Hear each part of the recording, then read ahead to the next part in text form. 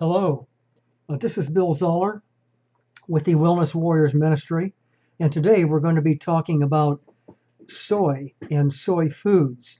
We get a lot of questions about this topic, and so let's shed some light on the situation with soy.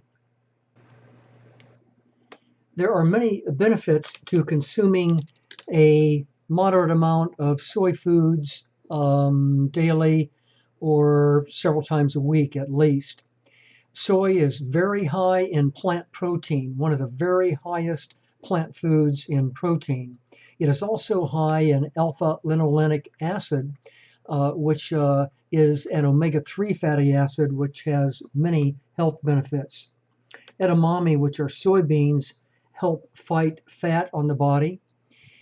This series of soy foods has plant estrogens called isoflavones, which are quite unique and beneficial. Soy foods improve cardiovascular health. They are a complete protein, which means they have all of the essential amino acids. And also, there is considerable evidence now that soy foods can help reduce the risk of cancer, which is our number two killer in the country. Additional benefits of soy foods have to do with renal health, regulating blood pressure, helping to control diabetes, which is another health epidemic in our country. It is good for our eyes. It is good at attempting to prevent osteoporosis and improves the blood lipid profile uh, of our blood fats. Research tells us that if you eat soy during the teenage years, that it apparently can help lower breast cancer risk as an adult. Very interesting. We get this research information from Asian populations. Moderate amounts of soy foods have been eaten very successfully by entire civilizations for thousands of years. The Japan Public Health Center study, a major research study, found the lowest breast cancer rates in areas where women consumed the most soy products. High soy consumption is one of the main reasons that Okinawans are at extremely low risk for hormone dependent cancers, including cancers of the breast, prostate, ovaries, and colon. By the way, in the United States, we have more colon cancer than just about any other country in the world. In the health professionals follow-up study, they found a 70% reduction in prostate cancer for men who consume soy milk daily. Many studies show consistently that just one serving a day of soy foods contributes to a reduction in cancer risk. The rural Chinese consume soy regularly. I have had several conversations with Chinese waitresses at restaurants who confirm this, and they are slim and trim people, and not all, but most are quite healthy until they come to the United States and start consuming our standard American diet. So there are some soy foods, however, that we want to avoid and not consume and not buy.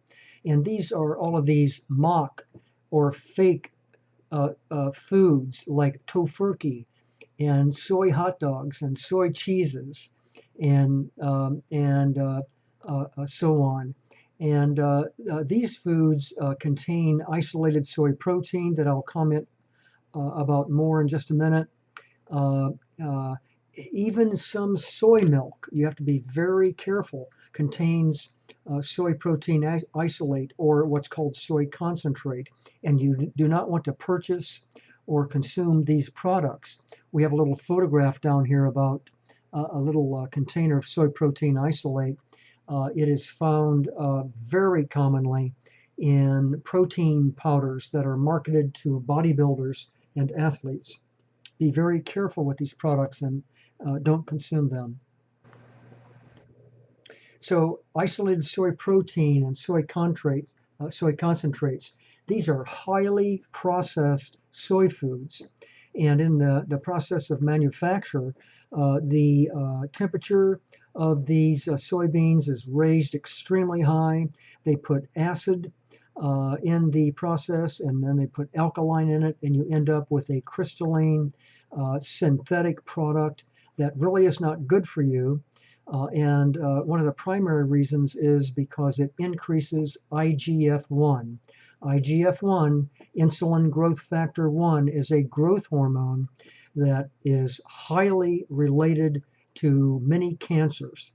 So we don't want to be using that. Again, you find this soy concentrate in power bars, protein powders, cereals, some of these high protein breakfast cereals, if you read the labels, has soy protein concentrate or isolate.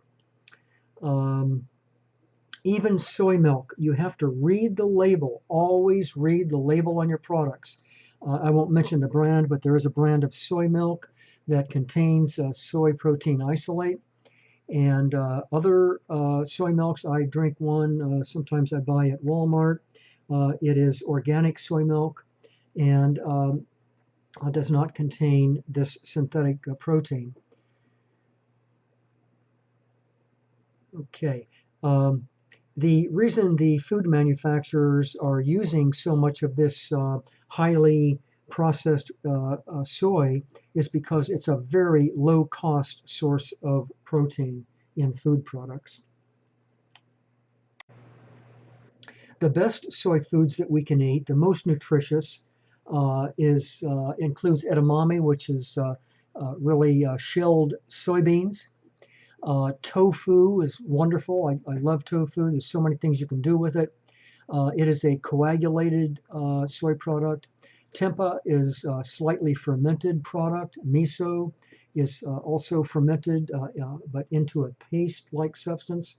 And natto is soaked and fermented soy. Again, organic soy milk is quite common. There's several good brands out there. I usually don't like to mention specific products, but I'm going to make an exception here. This product called Tofu Crumbles is a wonderful product. It tastes great. It is organic and it is non-GMO tofu. It's made from non-GMO tofu. GMO means genetically modified organism. Please believe me when I say that there are negative health consequences of consuming genetically modified foods. And whenever possible, we want to eat organic if we can. This product, Tofu Crumbles, you can add to meatless chili. We certainly do that. You can put it in stuffed green peppers. You can make sloppy joes out of it, and you can put it in a pasta sauce or even on a vegetarian pizza. Wonderful product that you can use in diverse ways. In conclusion, I wanted to just reiterate, avoid these highly processed soy foods, avoid all products with soy protein isolate, use organic and non-GMO soy whenever possible. And here is a main point today. I should have put a red star by it. So consume soy products only as part of a varied whole food plant-based eating plan. So it's one of many, many foods that we need to be eating with some regularity, but not the only one. And we really do not want to overdo soy. There are some indications that if you eat too much of it, it can have negative health effects. And the reason for that is that the protein in soy has a profile much like the protein profile of animal foods. And animal sources of protein tend to elevate this insulin growth factor 1 hormone. And, uh, and I had mentioned before that it is related to several cancers. And we have an epidemic of cancer in this country that is unremitting. So we need to pay attention to bits of information like this. We thank you for joining us today for this important information about soy. Be a super savvy soy wellness warrior today.